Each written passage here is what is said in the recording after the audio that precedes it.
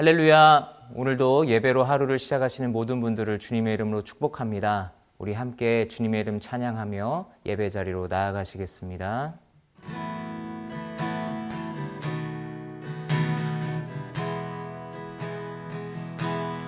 아침에 주의 인자하심을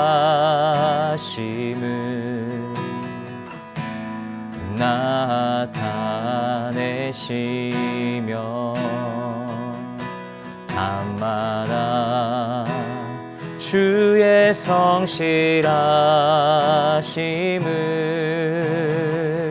베품이 좋으나이다. 아침에 주의 인자하심을 나타내시며 밤마다 주의 성실하심을 베품이 좋으나이다. 여호와께 감사하며 주의 이름을 찬양. 여호와께 감사하며 주의 이름을 찬양. 여호와여 주의 행사가 어찌 그리 크신지요.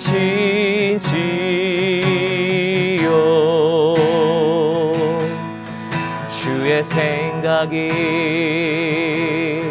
심히 깊으시나이다.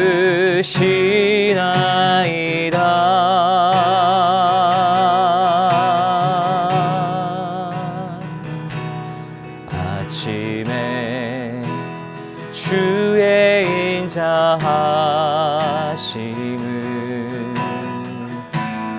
나타내시며 밤마다 주의 성실하심을 베품이 좋으나이다. 밤마다 주의 성실하심을 베품이 좋으나이다.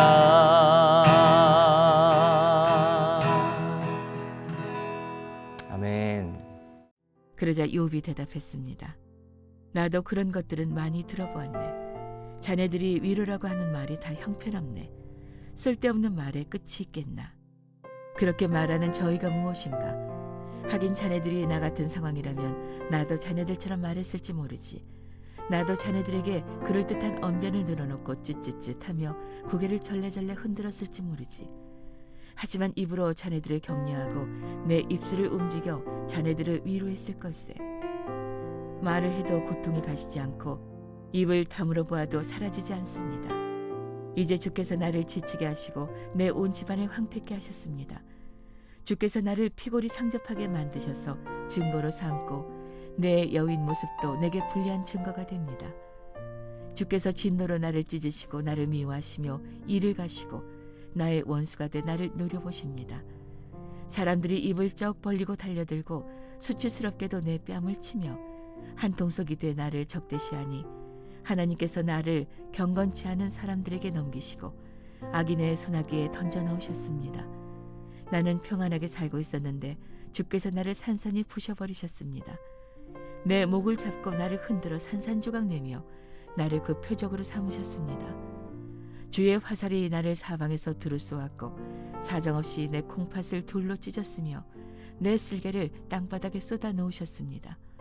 주께서는 상처에 또 상처가 나게 나를 깨뜨리시고 용사처럼 내게 달려드셨습니다.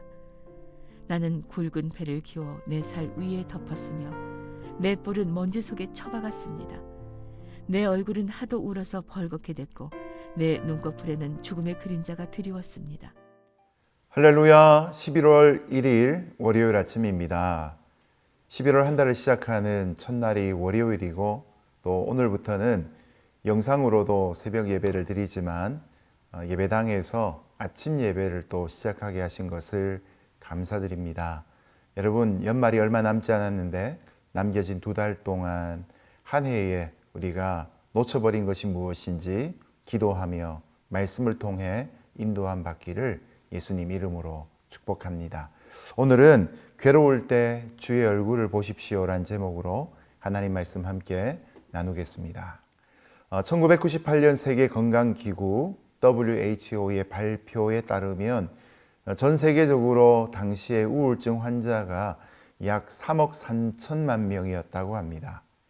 근데 이 숫자보다 더 놀라운 것은 그때 예측하기를 2020년이 되면 우울증이 너무나 심해져서 심장혈관 질환에 이어서 질병의 제2순위가 될 것이다 라는 예측이 나왔던 것입니다.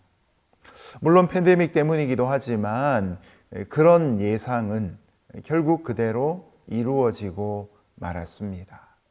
유명 인사들 중에도 보면 나이팅게일이나 케네디 하원 의원이나 옐친 러시아 대통령 같은 사람들도 사실은 중증 우울증을 앓았다고 합니다. 우울증은 믿음이 좋다고 여기는 성도들에게도 때로는 찾아옵니다.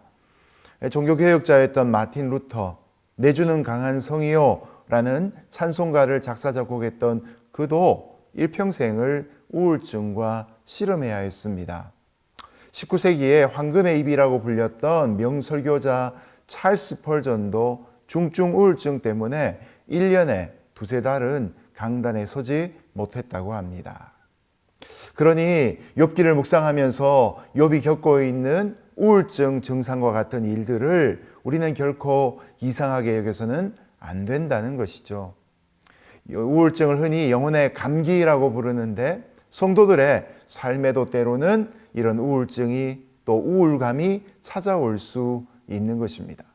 중요한 것은 이런 힘든 시간들을 어떻게 하나님과 함께 감당하느냐 아니겠습니까? 오늘 욥을 통해서 그런 비결들을 같이 발견해 보도록 하겠습니다. 그러자 욥이 대답했습니다. 나도 그런 것들은 많이 들어보았네. 자네들이 위로라고 하는 말이 다 형편없네. 쓸데없는 말에 끝이 있겠나. 그렇게 말하는 저희가 무엇인가. 하긴 자네들이 나 같은 상황이라면 나도 자네들처럼 말했을지 모르지. 나도 자네들에게 그럴듯한 언변을 늘어놓고 찌찌찌하며 고개를 절레절레 흔들었을지 모르지. 하지만 입으로 자네들을 격려하고 내 입술을 움직여 자네들을 위로했을 걸세. 말을 해도 고통이 가시지 않고 입을 다물어 보아도 사라지지 않습니다. 욥의 고통을 위로해 주기 위해 새 친구였던 엘리바스 빌닷 소발이 찾아왔습니다. 그리고 욥의 새 친구들은 욥과 한 번씩 논쟁을 했습니다. 자, 그런데 그들이 보기에 욥은 전혀 변화되지 않았습니다.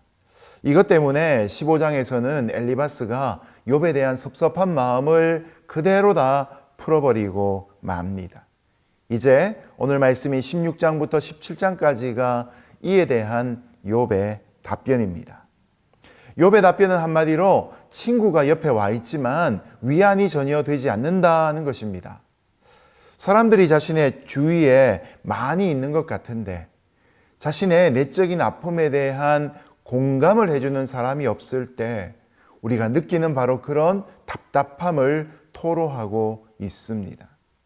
우울증은 이런 것입니다.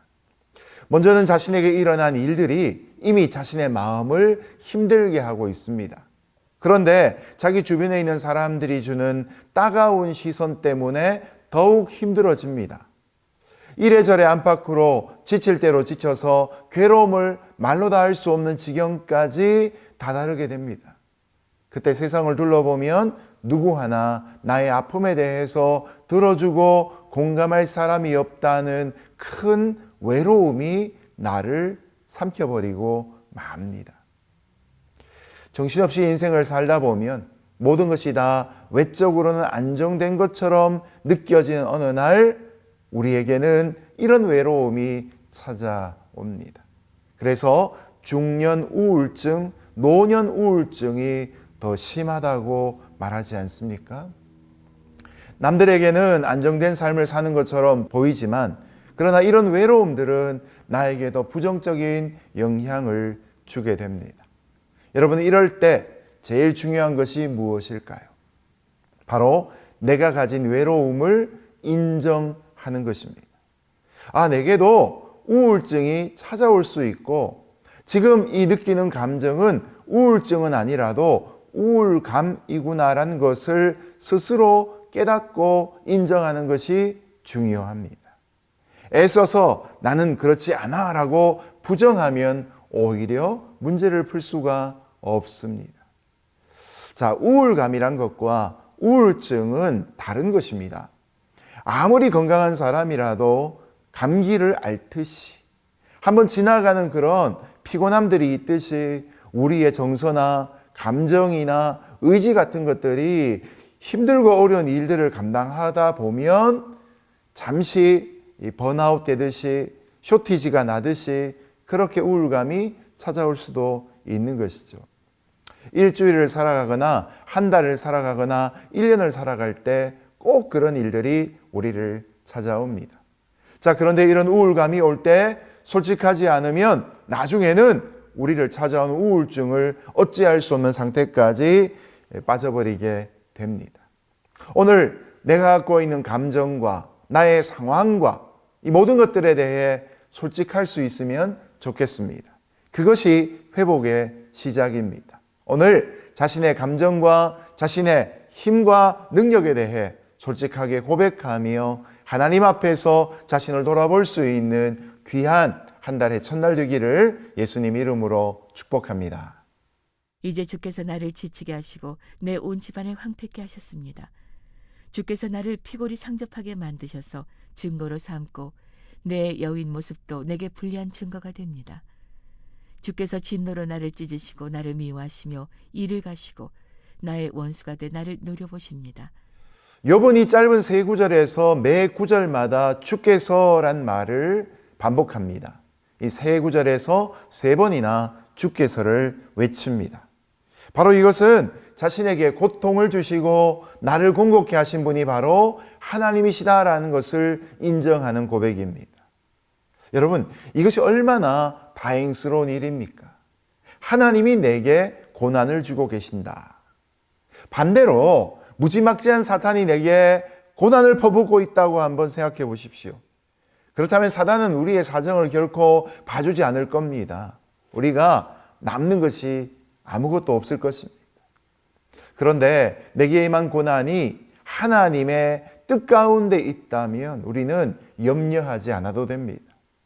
더구나 지금도 고난 중에 있는 나를 하나님이 지켜보고 계신다는 것은 더욱 감사할 따름이지요. 자, 이럴 때 욥이 또한 10절에 이런 고백도 합니다. 사람들이 입을 쩍 벌리고 달려들고 수치스럽게도 내 뺨을 치며 한 통속이 돼 나를 적대시하니. 하나님이신 고난을 당하는 자를 나중에 보면 사람들이 천대하는 경우를 봅니다. 사람은 우리의 중심을 결코 보지 못하고 겉모습만 보기 때문에 생기는 현상이지요. 하나님께서 우리에게 고난을 주셨는데 사람들이 볼 때에는 우리가 마치 죄를 짓고 천벌을 받는 사람처럼 취급을 하고 있는 것이죠. 그래서 세상 사람들은 물론 가까운 사람들마저도 고난 속에 있는 사람을 결국은 등 돌려버리고 대적해버리고 마는 것이죠. 이런 상황은 마치 예수 그리스도께서 십자가에 받을 고난을 예표한 시편 22편에서의 다윗의 상황을 떠올리게 합니다. 하나님은 욥을 행악자의 손에 던지셨습니다. 그러나 그럴 때에도 우리는 주께서 이 고난을 주고 계신다는 사실을 잊어서는 안 됩니다. 고난 중에도 하나님을 신뢰해야 한다는 것이죠. 하나님이 허락하신 가운데 우리가 고난을 당할 때에는 결코 인간적인 위로를 기대하지 말아야 합니다. 아무도 하나님이 주시는 고난의 현장에서 우리에게 인간적인 위로자가 될 수 있는 사람은 없습니다. 여러분, 이런 순간에도 마틴 루터처럼 내주는 강한 성의호를 외칠 수 있기를 예수님 이름으로 축복합니다. 하나님께서 나를 경건치 않은 사람들에게 넘기시고 악인의 소나기에 던져 넣으셨습니다. 나는 평안하게 살고 있었는데 주께서 나를 산산히 부셔버리셨습니다. 내 목을 잡고 나를 흔들어 산산조각 내며 나를 그 표적으로 삼으셨습니다. 주의 화살이 나를 사방에서 두루 쏘았고 사정없이 내 콩팥을 돌로 찢었으며 내 쓸개를 땅바닥에 쏟아 놓으셨습니다. 주께서는 상처에 또 상처가 나게 나를 깨뜨리시고 용사처럼 내게 달려드셨습니다. 나는 굵은 배를 기워 내 살 위에 덮었으며 내 뿔은 먼지 속에 처박았습니다. 내 얼굴은 하도 울어서 벌겋게 됐고 내 눈꺼풀에는 죽음의 그림자가 드리웠습니다. 오늘 본문의 마지막 단락에서 욥은 한때 하나님 앞에서 보냈던 평안하고 행복했던 날들을 회상합니다. 근데 지금은 그때와 너무나 다른 상황이지요. 너무나 섬뜩할 정도로 표현을 할 만큼 자신이 공경에 빠져 있다고 적나라하게 고백합니다. 성경에서 화살을 쏘는 것은 대표적인 하나님의 징계에 대한 표현입니다. 욥이 지금 하나님의 화살로 콩팥이 꿰뚫리고 쓸개가 흘러나올 정도로 산산이 부셔진 인생이 되어버리고 만 것입니다. 그런데 욥의 고난은 이것으로 그치지 않지요. 하나님이 욥을 갈기갈기 찢으시려고 용사처럼 그에게 달려드십니다. 큰 돌로 성벽을 파괴하여 커다란 구멍을 뚫거나 허물어뜨리며 적군들이 침탈에 들어오는 것을 연상하게 하는 장면입니다. 결국 욥이 맨살에 베옷을 걸치고 통곡할 수밖에 없게 됩니다.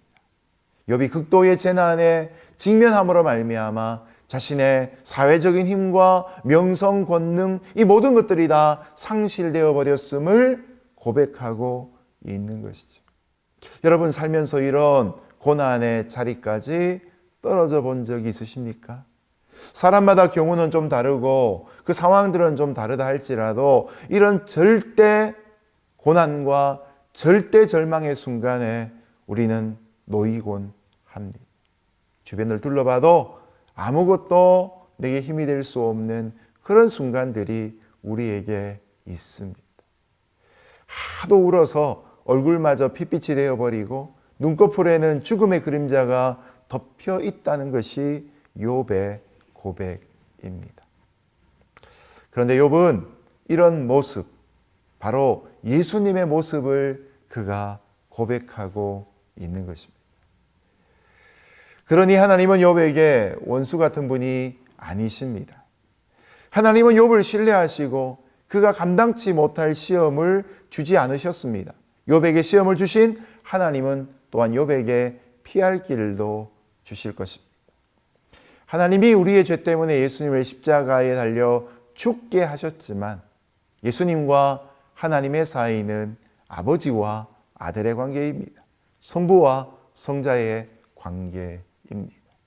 예수님이 십자가에서 피를 흘리실 때 하나님은 하늘에서 눈물을 흘리셨던 것입니다. 이 관계는 오늘날 하나님의 자녀인 우리에게도 마찬가지입니다. 우리의 상황이 내어 몰려서 힘들고 어렵고 공고하며 무엇보다 외롭고 깊은 우울증, 우울감에 빠져 있을 때라도 우리를 향하신 하나님의 사랑은 결코 변함이 없다는 사실을 기억할 수 있어야 할 것입니다. 우리가 우울하다고 해서 삶을 비관한다고 해서 하나님이 우리를 더 이상 사랑하지 않는 것은 절대로 아닙니다. 여러분, 인생에 왜 고난이 찾아오는지 아십니까? 빛이 있어서 그림자도 있듯이 하나님의 사랑이 있기 때문에 우리에게 고난도 찾아오는 것입니다. 이 고난의 때에 우리는 하나님이 우리를 얼마나 깊이 사랑하고 신뢰하시는가를 깨닫고 배울 수 있어야 할 것입니다. 이제 말씀을 맺겠습니다. 괴로울 때 주님의 얼굴을 보라. 평화의 주님, 바라보아라 라는 찬송이 있습니다. 여러분, 나의 연약함이 문제가 아니라 나의 연약함을 하나님 앞에 그대로 아뢰지 않는 것이 더 큰 문제입니다. 예수님도 십자가에서 하나님의 사랑을 깊이 신뢰하며 아버지께 자신을 맡기셨던 것처럼 우리도 우리의 연약한 중에도 우리의 깊은 외로움 가운데서도 하나님을 끝까지 신뢰할 수 있기를 예수님 이름으로 축복합니다. 함께 기도하겠습니다. 고맙고 감사하신 하나님 아버지, 우리가 괴로운 인생길을 걸어가며 세상 가운데 버림받은 것 같은 그런 큰 외로움 가운데, 괴로움 가운데 쌓여 있다 할지라도 우리를 향하신 하나님의 변함없는 사랑과 지식에 넘치는 사랑과 크신 사랑은 변함이 없는 것을 깨닫습니다. 여전한 그 사랑 가운데 머물며 오늘도 우리가 하나님 앞에 홀로 설 때 부끄럽지 않는 모습으로 서게 하여 주옵소서. 우리 모든 연약함을 감당하신 예수님 이름으로 기도합니다. 아멘.